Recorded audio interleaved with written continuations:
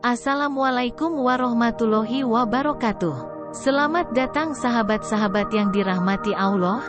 Di sini kita kembali bertemu dalam sebuah perjalanan spiritual. Salam sejahtera untuk semuanya. Semoga semuanya dalam keadaan baik dan selalu mendapat petunjuk dari Allah Subhanahu wa Ta'ala dalam setiap langkah kehidupan kita. Kali ini, kita akan menyelami topik yang menarik tentang tanaman hias dalam Islam. Tahukah kalian bahwa tidak semua tanaman itu dianggap membawa kebaikan? Ternyata ada beberapa tanaman yang dianggap membawa sial atau memiliki simbolisme yang tidak selaras dengan ajaran Islam. Mari kita eksplorasi bersama dalam video kali ini, dan tentu saja, kita akan memberikan panduan agar kita bisa membuat pilihan yang lebih bijak dalam memilih tanaman untuk lingkungan kita. Pertama-tama, mari kita bahas tentang kaktus. Kaktus, dengan keunikan bentuknya dan duri-durinya yang tajam, telah menjadi pilihan populer sebagai tanaman hias selama bertahun-tahun. Meskipun sering dianggap sebagai pilihan yang menarik karena keindahannya yang unik, ada beberapa hal yang perlu kita pertimbangkan saat membawa kaktus ke dalam konteks ajaran Islam. Simbolisme dari duri kaktus sebenarnya mencerminkan lebih dari sekedar keindahan visual. Duri yang tajam itu menggambarkan rasa sakit dan kepedihan, yang tidak selaras dengan nilai-nilai keselamatan dan kenyamanan yang diajarkan dalam agama kita. Bahkan dalam Al-Quran pun menyebutkan tentang pohon berduri dalam konteks yang menakutkan, menggambarkan ketidaksenangan dan kesulitan.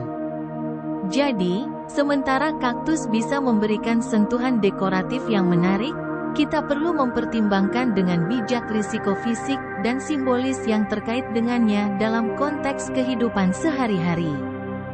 Saat kita memutuskan untuk memelihara kaktus di rumah atau lingkungan kita, kita seharusnya tidak hanya memikirkan keindahannya secara visual, tetapi juga dampaknya secara fisik dan spiritual.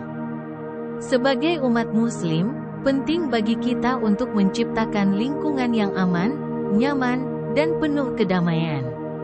Oleh karena itu, kita harus berhati-hati dalam memilih tanaman yang akan kita tanam.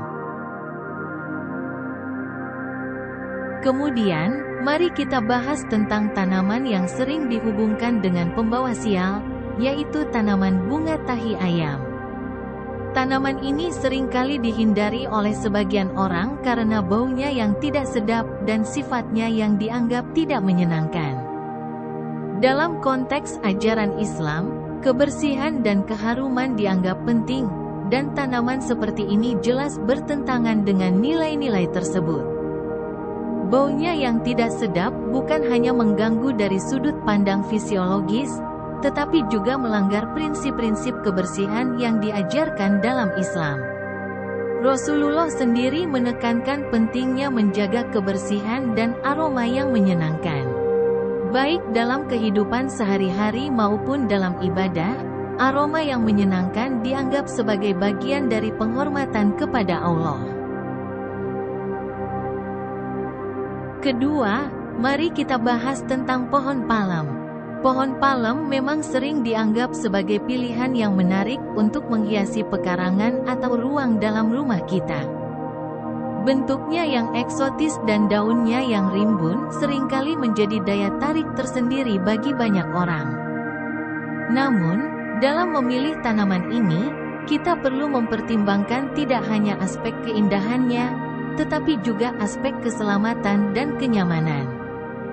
Pohon palem memiliki kecenderungan untuk tumbuh dengan cepat dan merambat, terutama dalam kondisi lingkungan yang sesuai.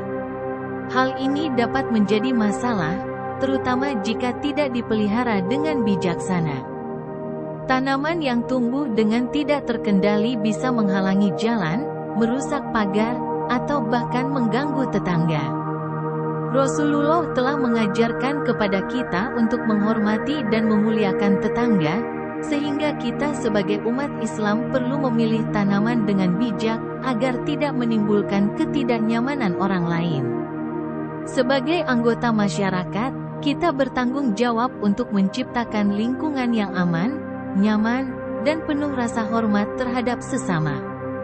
Oleh karena itu, sebelum memilih pohon palem sebagai tanaman hias, kita perlu mempertimbangkan ruang yang tersedia, kebutuhan perawatan, dan potensi dampaknya terhadap lingkungan sekitar.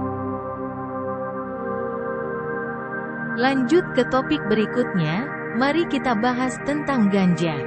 Ganja, atau marijuana, telah menjadi topik yang kontroversial dalam berbagai aspek kehidupan, termasuk dalam konteks ajaran Islam. Penggunaan ganja tidak hanya melanggar hukum di banyak negara, tetapi juga bertentangan dengan ajaran Islam yang tegas melarang segala sesuatu yang memabukkan. Dalam Islam, menjaga kesadaran dan kejernihan pikiran merupakan aspek penting dalam menjalani kehidupan.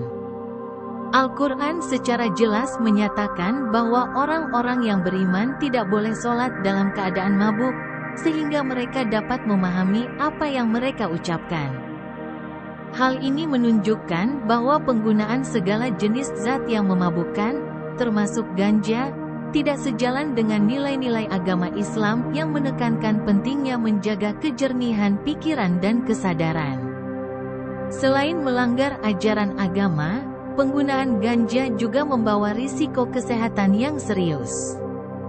Efek fisiknya yang berbahaya, seperti penurunan fungsi kognitif, gangguan ingatan, dan risiko kecanduan, menunjukkan bahwa ganja tidak hanya berdampak negatif secara spiritual, tapi juga pada kesehatan. Terakhir, mari kita bahas tentang anggrek hitam Papua. Keunikan dan kelangkaannya menjadikan anggrek ini sangat berharga dan dicari banyak orang. Anggrek ini seringkali dijadikan sebagai simbol status atau kekayaan karena harganya yang mencapai 100 juta rupiah. Namun, dalam konteks ajaran Islam, kita perlu mengingat prinsip kesederhanaan. Islam mengajarkan umatnya hidup sederhana dan menghindari pemborosan. Memiliki tanaman langka dan mahal seperti anggrek hitam Papua bisa menjadi bentuk pemborosan yang tidak sejalan dengan nilai agama. Ketika kita terjebak dalam keinginan untuk memiliki barang-barang mewah dan langka, kita mungkin melupakan esensi dari ajaran Islam yang mengutamakan kesederhanaan dan keberkahan. Oleh karena itu, penting bagi kita untuk selalu merenungkan nilai-nilai ajaran agama dalam setiap aspek kehidupan kita, termasuk dalam memilih tanaman hias. Jadi, kesimpulannya, dalam memilih tanaman untuk lingkungan kita, kita harus mempertimbangkan tidak hanya keindahan visualnya saja, tetapi juga dampak spiritual, fisik, dan sosialnya. Dengan memilih tanaman yang sesuai dengan ajaran Islam, kita tidak hanya menciptakan lingkungan yang harmonis, tetapi juga memperkaya kehidupan spiritual kita. Semoga video ini bermanfaat bagi kita semua. Wassalamualaikum warahmatullahi wabarakatuh.